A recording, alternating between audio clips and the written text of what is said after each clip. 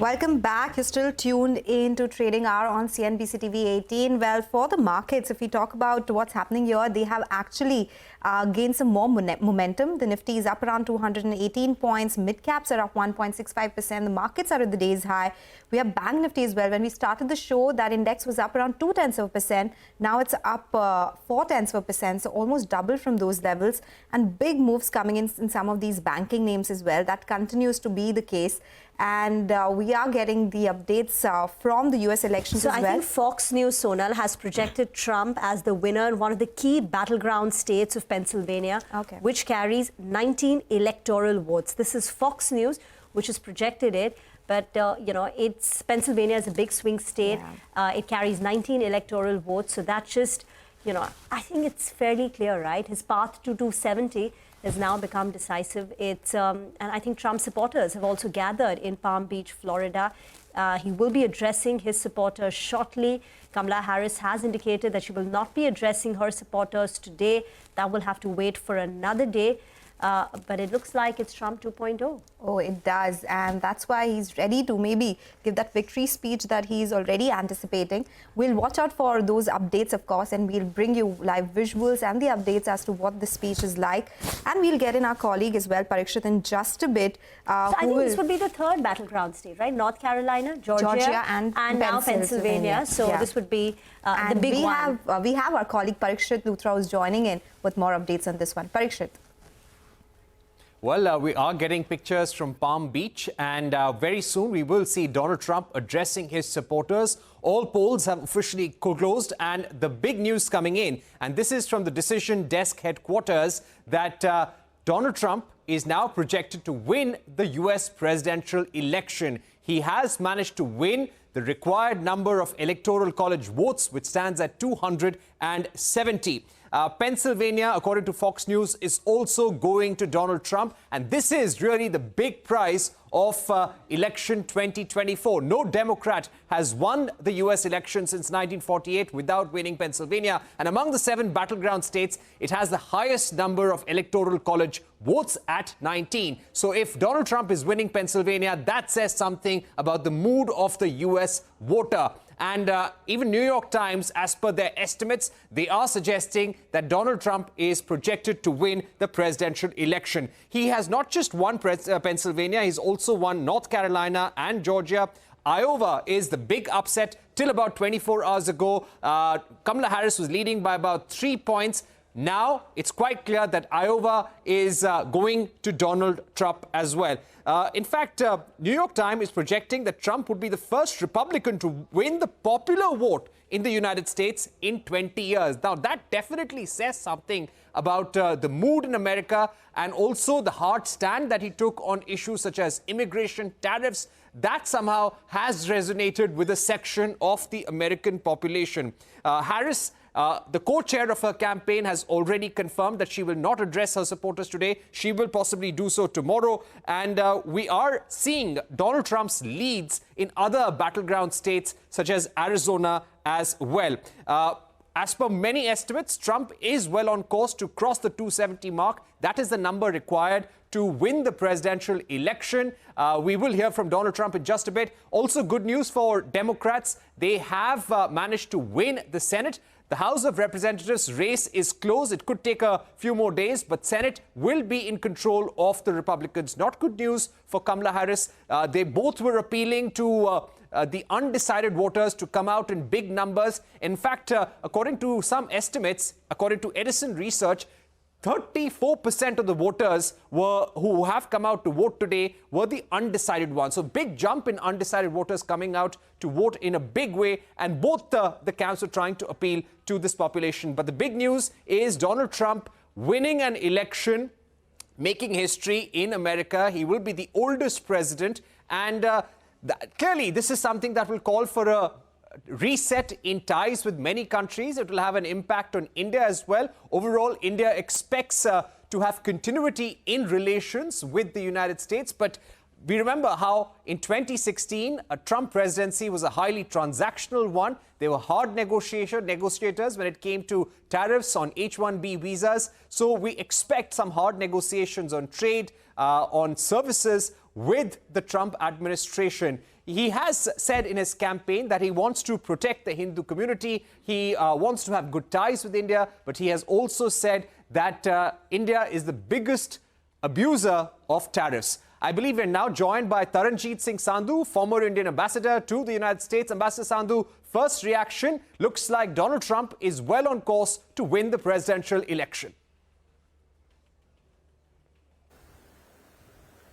Well, Prakshit, it looks like that. If you see the US electoral system, it's essentially the 7 states that finally make the decision. And the reason for that is because the big states, for example, California, that goes the Democrat way, and already the Texas has gone the Republican way. So they balance each other out.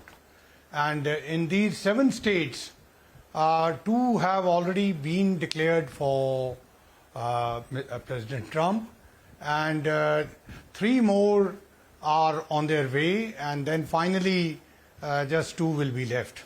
But the trends are indicative, and I don't want to jump in front, but at this time the indications appear that it's going President Trump's way. He has performed about 2 to 3% better than what the polls were showing, and that was also expected. People were commenting that he normally underperforms in what the opinion polls mention. Right. Ambassador Sandhu, what does this show about the mood of the American voter?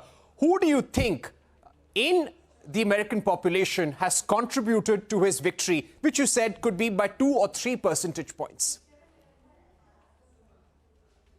No, look, it's very, very clear. The issues were right in front, and what appears at this moment is that the economy, and when we talk of economy, simple cost of living, जो हम कहते हैं दूध, bread, eggs, उनकी cost of living, that has impacted the people, and especially the independents, and perhaps even Latino voters have voted more than what earlier he had received. So that gap has been narrowed there, and then some other factors. Look, there is a perception in the United States that the economy was better under President Trump. Now the reality may be whatever, and I'm not getting into that, that's for the experts to debate. But it appears that economy is one of the main issues which has propelled things in favor of President Trump. And then there's also what we talk of law and order, and these are all connected issues. When we talk of law and order, we also talk of illegal immigration, because in the popular mind there, these are connected. So these are issues which have helped, and of course, to an extent, especially in Michigan, which is a state at this time appears to be going again in favor of President Trump, like in 2016, and the young voter there has played a significant role, including the Muslim voter who appears to have voted for independent candidate. So these are the main issues, I would say, and what was expected was that the female voters on abortion will come out big time for Kamala Harris. We have to get the details, but it appears that the peaking of abortion issue happened in 2022. You know, speaking about the hard stand that Donald Trump took on anti-immigration, saying that there are people who will come into your homes, come into your streets, they will eat your cats and dogs. Such harsh comments were made by him. He made very harsh comments on tariffs as well. The fact that he's become the first Republican president to win the popular vote in 20 years, what does this show about the mood of the American population? Does it give a sense that, yes, more than 50% of the Americans agree to what Donald Trump is saying? I think we'll wait for the figures to come in. I don't want to jump and comment on these, but look, one thing is very clear. In every democratic polity, there is a campaign, and there's a campaign style. So, part of Republicans and part of Donald Trump and his team have utilized that. If you see in the Democrat side also, there was focus on the fear that democracy will be in challenge, and if he comes, etc., etc. So, I think that part, however, what you are pointing out to is what I have mentioned to you, that linked issues of law and order, immigration, and the perception that Donald Trump is strong on those things, and perhaps United States will again be better off on all those elements. There's always this feeling of conspiracy that somebody else is responsible for the state of condition. So I think both on immigration and on law and order, you will see much more hardline. My two final questions, Ambassador Sandhu. One on India. What's going to be the impact? Trump is very transactional. You've dealt with the Trump administration. Give us a sense on what is going to change as far as India-US ties are concerned. Yes, you are right. For more than a year, I worked with President Trump and brought him to India, you will recall, in February of 2020. I think one thing should be very clear. Irrespective of whichever administration comes, the long-term relationship between the United States and India, it's steady and it's going to deepen. And there are definitely 5 clear pointers on that. I have said it earlier also. On the strategic side, you will see much more convergence. You have seen over years, and I don't want to go into details there. You talk of healthcare, you talk of IT, digital startup, the new emerging technologies. Again, the cooperation will be there. Talk of energy. When President Trump was here, at that time, he was very pleasantly surprised about the energy trade between United States and India, which had risen during his tenure, which continues to be there. Then, of course, we have the education and knowledge partnership. Keep in mind that a big chunk of Indian Americans there bring value and competitive edge to United States. And President Trump is on record for having said that the students who have studied in United States, meaning in legal immigration, they will get priority. Right. So do you expect certain challenges on the trade front? Do you expect him to impose higher tariffs on India? Look, anyone, there will be opportunities and challenges.